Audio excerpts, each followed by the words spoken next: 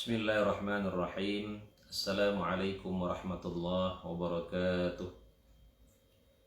Alhamdulillah wassalatu wassalamu ala Rasulillah Muhammad ibnu Abdullah wa ala alihi wa sahbihi wa mawalah, amma ba'd. Puji dan syukur hanya milik Allah Subhanahu wa taala Rabbul alamin. Salawat dan salam selalu tercurahkan pada junjungan kita baginda Rasulullah sallallahu alaihi wasallam. Semoga kita semua kelak bisa mendapatkan syafaat daripada Rasulullah sallallahu alaihi wasallam.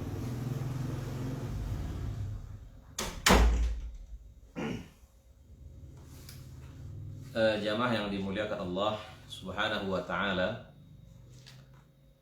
pada kesempatan kali ini insyaallah kita akan membicarakan tentang pelet dan cara mengobatinya menurut Islam. Pelet atau disebut juga dengan sihir mahabbah, ya. Jadi pelet itu memang ada, ya, dalam Islam ada, dan itu adalah salah satu bentuk kesyirikan, ya. Ketika seseorang mengguna-guna seseorang agar dia mencintainya atau agar dia menerima cintanya, ya, makanya ada istilah cinta ditolak, dukun bertindak, ya. Nah, ini adalah salah satu cara yang tidak sesuai dengan syariat Islam, ya. Rasulullah Sallallahu Alaihi Wasallam bersabda, Innar ruqa wat tamaima wat tiwalata syirkun, ya. Sesungguhnya jampi-jampian, jimat, ya, atau penangkal atau guna-guna. Nah, jadi pelet ini termasuk tiwalah, pengguna-guna, ya. Dia adalah bentuk-bentuk kesyirikan, ya. Ibnu Katsir berkata, at-tiwalah adalah guna-guna, ialah sihir atau yang sejenisnya yang dilakukan oleh orang-orang perempuan supaya tetap dicintai oleh suaminya. Nah, gimana sih perempuan ini agar dia tetap dicintai oleh suaminya? Ya, dia guna-gunalah suaminya itu, ya. Jamaah yang dimuliakan Allah Subhanahu wa taala, atau sebaliknya, seseorang mencintai seorang wanita agar wanita itu mau menerima lamarannya, maka dia guna-guna perempuan itu, ya. Ada pelet yang dibolehkan, ada. Misalnya bagaimana seorang istri memelet suaminya menjadi wanita yang solihah, wanita yang berakhlakul karimah, dengan menjalankan seluruh ajaran-ajaran Islam. Ini pelet yang dibolehkan, ya. Nah, jamaah yang dimuliakan Allah Subhanahu wa ta'ala, kemudian apa gejala daripada orang yang terkena pelet, ya, atau gejala daripada sihir mahabbah, ya. Yang pertama adalah asmara dan cinta yang berlebihan, ya. Berlebihan, kalau nggak ketemu dia sakit, ya, menggebu-gebu, ya, dia mengejar, ya, pasangannya itu dengan tidak normal, ya, tidak wajar. Nah, ini termasuk ciri-cirinya. Yang kedua, keinginan yang besar untuk banyak melakukan hubungan seksual, ya. Menjadi hyper seks, ya. Kemudian yang ketiga, tidak dapat menahan rasa cintanya, ya. Luar biasa, dia seperti orang yang sedang sakau, ya. Kalau kayak orang pakai narkoba, dia nggak pakai kan, dia sakau, ya. Kemudian yang selanjutnya, mabuk kepayang untuk melihatnya, pengen melihat pasangannya. Kalau nggak melihat dia mabuk. Ini tanda-tanda orang terkena sihir mahabbah atau pelet. Yang selanjutnya adalah mentaati dia sepenuhnya. Pokoknya disuruh ngapain aja sama pasangannya ini dia mau. Nah, ini ciri orang-orang terkena pelet. Ya, maka kita bisa kalau ada misalnya anak kita, saudara kita terkena pelet, nah coba kita lihat ciri-cirinya ini. Apakah asmara dia berlebihan, ataukah dia ingin melakukan hubungan seks secara berlebihan, ataukah dia tidak dapat menahan rasa cintanya dan lain sebagainya tadi yang sudah saya sebutkan. Ya. Nah, jamaah yang dimuliakan Allah Subhanahu wa taala, bagaimana terjadinya sihir mahabbah ini? Syekh Wahid Abdul Salam Bali di sini menjelaskan, seringkali terjadi percekcokan antara seorang suami dengan istrinya, tapi biasanya cepat mereda dan kembali normal. Namun ada beberapa wanita yang tidak dapat bersabar menghadapi masalah tersebut, hingga dia pergi ke tukang sihir untuk melakukan guna-guna agar suaminya tetap mencintainya. Jadi awalnya itu ya. Ada cekcok dalam rumah tangga. Ya, biasanya kan ya wajar lah, dalam kehidupan berumah tangga itu kan wajar ada pertengkaran, ya. Itu wajar, ada ketidakcocokan wajar. Ya. Karena pernikahan itu kan ya terjadi antara dari dua orang yang berbeda, laki dan perempuan. Tidak mungkin tidak ada masalah, tidak mungkin tidak ada perbedaan, pasti ada. Ya. Tetapi si wanita ketika terjadi permasalahan dengan suaminya, wanita ini nggak sabar, akhirnya dia pergi ke ke dukun. Dia berusaha, dia meminta kepada dukun tersebut agar bagaimana suami itu mencintainya, padahal tidak perlu. Ya, cukup saja sikapi. Ya, kalau mau rumah tangga kita langgeng, adalah modalnya cuma dua, sabar dan syukur. Ada kekurangannya kita sabar, ada kelebihannya kita syukur. Udah itu aja. Rumah tangga kita insya Allah aman. Rumah tangga kita insya Allah tentram. Ya, maka ujian terbesar dalam kehidupan rumah tangga adalah hidup yang lama dengan pasangan yang sama. Nah, kita sabar atau tidak? Ya. Nah, jamaah yang dimuliakan Allah Subhanahu wa taala. Nah, untuk mengerjakan guna-guna ini biasanya si tukang sihir meminta darinya salah satu benda bekas pakaian suaminya. Kemudian ya tapi yang sudah dipakai, diminta celana dalamnya, bajunya yang masih ada bekas-bekas keringatnya. Kemudian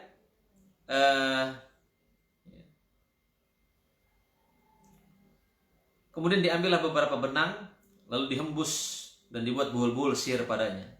Kemudian diperintahkan agar benang-benang sihir tersebut ditanam di tempat yang jauh atau dikerjakan sihir di dalam air atau makanan.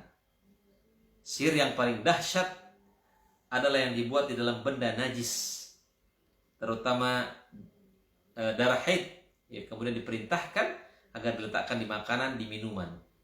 Biasanya orang pelet begitu, taruh di makanan atau ditaruh di minuman. Nah, makanya itulah pentingnya kita membaca Bismillahirrahmanirrahim setiap kita ingin makan atau kita ingin minum. Insya Allah kalau memang ada orang yang pengen pelet kita, nah itu tidak terjadi karena kita sudah membaca Bismillahirrahmanirrahim. Ya. Itulah juga pentingnya kita membaca zikir pagi dan petang untuk melindungi diri kita. Ya. Dalam zikir pagi dan petang kan banyak doa-doanya. A'udzu bikalimatillahi tammah min syarri ma khalaq. Saya berlindung dengan kalimat-kalimat Allah yang sempurna dari keburukan yang Dia ciptakan. Ya. Bismillahirrahmanirrahim. La yadurru ma'asmihi syai'un fil ardi wala fis sama' wa huwas samiul alim. Dengan nama Allah tidak ada yang bisa membahayakan di langit dan di bumi. Dan Allah Maha mendengar lagi Maha mengetahui. Ya, banyak doa-doa perlindungan. Ya, ada 2 surah perlindungan Al-Mu'awwidzatain, ya, surah An-Nas dan surah Al-Falaq. Ya. Jamaah yang dimuliakan Allah Subhanahu wa taala.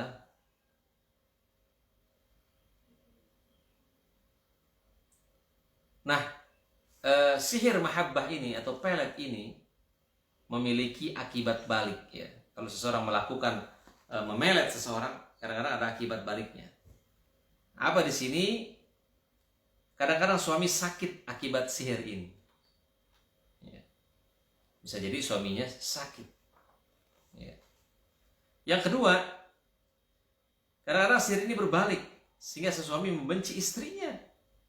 Dia tadinya pengen suaminya itu mencintai, bisa jadi berbalik. Si suami malah membencinya. Yang ketiga, kadang-kadang seorang istri mengerjakan sihir ganda kepada suaminya dengan tujuan agar dia membenci setiap wanita dan hanya mencintainya saja. Sehingga menyebabkan suami membenci, akhirnya yang dibenci siapa? Ibunya dia benci. Ibu istrinya dia benci. Karena dia pengen suami itu hanya mencintai dirinya dan membenci wanita lain. Kakak perempuannya dibenci. Bibi-bibinya.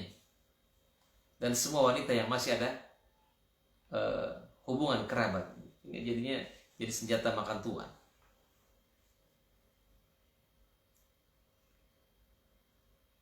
Kemudian kadang-kadang sihir ganda tersebut berbalik hingga sang suami membenci semua wanita termasuk istrinya. Akhirnya dia membenci istrinya juga. Ya, maka hati-hati, gak usah pakai pelet-peletan, ya, gak usah. Ya, pikatlah dengan akhlak, ya, dengan ketakwaan. Ya. Kalau kita pengen mencari jodoh yang baik, kita hanya perbaiki diri kita. Karena Allah sudah menjanjikan, ya, at-thayyibun lit-thayyibat, laki-laki yang baik untuk perempuan yang baik-baik. At-thayyibat lit-thayyibin, perempuan yang baik untuk laki-laki yang baik. Nah, kalau kita ingin mendapatkan jodoh yang baik, kita hanya perbaiki diri. Ya. Al-khabithat lil-khabithin. Ya.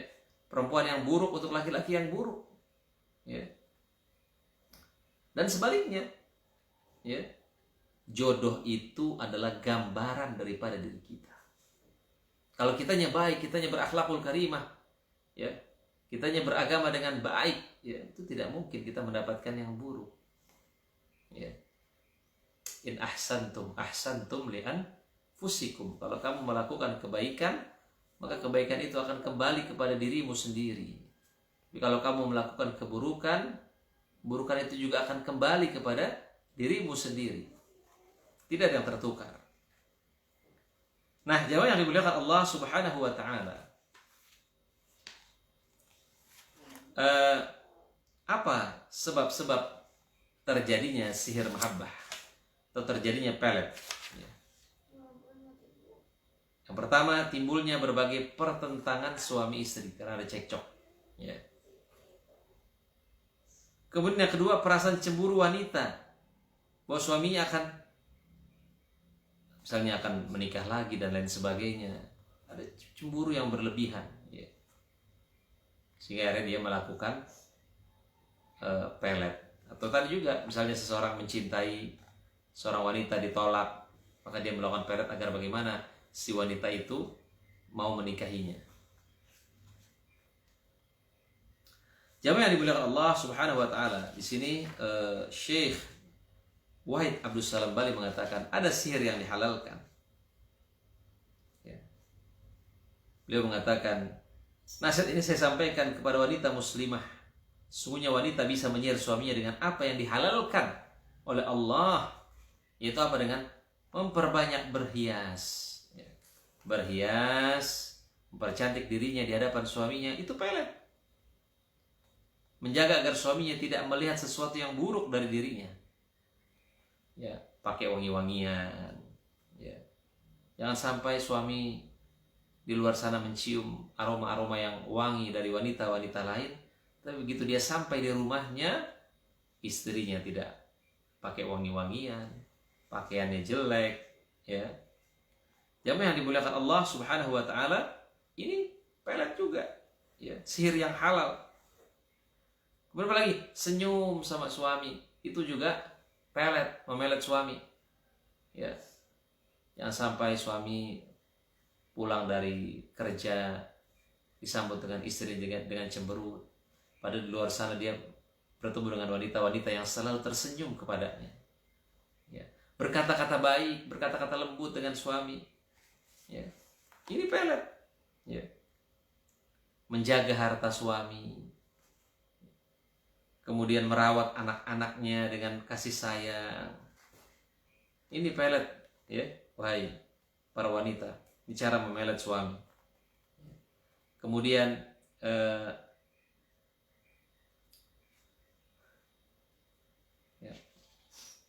mentaatinya, taat kepada suami, ya, selama tidak bertentangan dengan perintah Allah Subhanahu wa taala. Jadi ada sihir yang dihalalkan. Ya, as-sihru al-halal, kata para ulama, wa tabassumuka fi wujuhi akhika. Sihir yang halal itu senyummu di hadapan saudaramu, di hadapan suamimu, ya. Jamaah yang dimuliakan Allah Subhanahu wa taala, apa jika seseorang terkena pelet atau sihir mahabbah, apa bacaan yang dianjurkan? Yang pertama adalah pengobatannya, bacakan kepada penderita ruqyah yang telah saya sebutkan di atas, ya.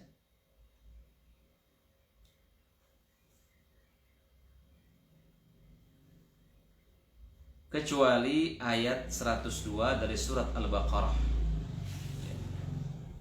Dan gantilah dengan ayat 14, 15, dan 16 dari surat At-Taghabun. Jadi yang dibaca adalah, ya, ketika terkena pelet yang dibaca surat At-Taghabun ayat 14, 15, 16, ya. Itu, ya ayyuhalladzina amanu inna min azwajikum wa auladikum aduwwan lakum fahdharuhum wa in ta'fu wa tasfahu wa taghfiru fa innallaha ghafurur rahim. Innama amwalukum wa auladukum fitnah wallahu indahu ajrun 'azim. Fattaqullaha mastata'tum wasma'u wa ati'u wa anfiqu khairan li anfusikum wa man yuqa syuhha nafsihi fa ulaika humul muflihun, ya. Kemudian yang selanjutnya adalah biasanya orang yang terkena sihir ini tidak akan kesurupan, kata Syekh Wahid Abdul Salam Bali, tapi dia hanya merasa ngilu di ujung-ujung jemarinya, pusing, ya, sesak, ya, atau sakit berat di lambung, ya. Terutama jika ia telah meminum air sihir, ya, bahkan muntah. Kemudian yang selanjutnya dibaca adalah, ya, nah di sini dikatakan oleh Syekh Wahid Abdul Salam Bali, jika merasakan sakit di lambung atau ingin muntah, maka bacakanlah ayat-ayat di bawah ini, ya, di air, dan perintahkan agar dia meminum sebagiannya di hadapan Anda. Jika memuntahkan sesuatu berwarna kuning, merah, atau hitam, maka berarti telah hilang sihirnya. Segala puji bagi Allah. Jika tidak, maka perintahkan dia agar meminum air tersebut selama 3 minggu atau lebih sampai hilang sihirnya. Nah, ayat-ayat yang dibaca adalah, nah, ini surat Yunus ayat 81 sampai dengan 82. Kemudian surat Al-A'raf ayat 117 sampai dengan 122. Surat Toha ayat 69. Ayat ini dibacakan ke dalam air dengan catatan harus disembunyikan dari wanita tersebut. Ya, harus disembunyikan. Karena kalau dia tahu, nanti dia akan mengerjakan sihir lagi, ya. Jamaah yang dimuliakan Allah Subhanahu wa ta'ala, itulah contoh daripada sihir mahabbah,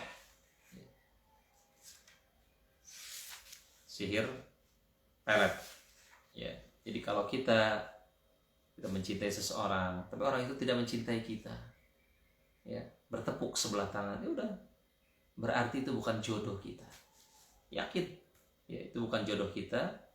Allah belum menakdirkannya buat kita, walaupun dia baik tapi bukan buat kita, dia untuk orang lain, ya. Jadi tidak usah memaksakan, ya. Karena sesuatu yang dipaksakan itu pasti punya batas waktu. Pelet itu punya batas waktu. Ya, ketika waktu peletnya sudah habis, ya, maka si perempuan itu atau si laki-laki itu kembali tidak mencintainya lagi, sehingga dia harus pergi ke dukun lagi, dia harus mengeluarkan uang lagi dan lain sebagainya. Dan ini adalah bentuk-bentuk kesyirikan. Ya, bagaimana sebuah rumah tangga dibangun di atas kesyirikan? Pastinya rumah tangga itu tidak akan menjadi rumah tangga yang sakinah, mawaddah, warahmah. Anda laki-laki, ditolak oleh wanita, masih banyak wanita lain. Kenapa terfokus dengan satu wanita? Ya, masih banyak wanita-wanita baik yang lain. Ya, Anda wanita ditolak oleh seorang laki-laki, masih banyak laki-laki yang lain. Ya, maka jangan terfokus kepada satu orang. Ya, Allah ya menciptakan banyak laki-laki yang baik dan wanita-wanita yang baik. Kenapa kita hanya terfokus kepada satu dua orang saja? Ya. Jamaah yang dimuliakan Allah Subhanahu wa taala, maka jangan lakukan pelet karena itu adalah bentuk kesyirikan dan syirik adalah dosa yang besar. Allah Subhanahu wa taala berfirman, "Inna syirka la dzulmun 'adzim." Sungguhnya syirik itu adalah kezaliman yang besar. Innallaha la yaghfiru ayyushraka bihi wa yaghfiru ma duna dzalika liman yasha. Sungguhnya Allah tidak mengampuni dosa syirik dan Allah mengampuni dosa selain itu. Itu saja mungkin yang bisa saya sampaikan, kurang lebihnya mohon maaf. Kita tutup dengan doa kafaratul majlis. Subhanaka Allahumma wa bihamdika asyhadu an la ilaha illa anta astaghfiruka wa atubu ilaik. Assalamualaikum warahmatullahi wabarakatuh.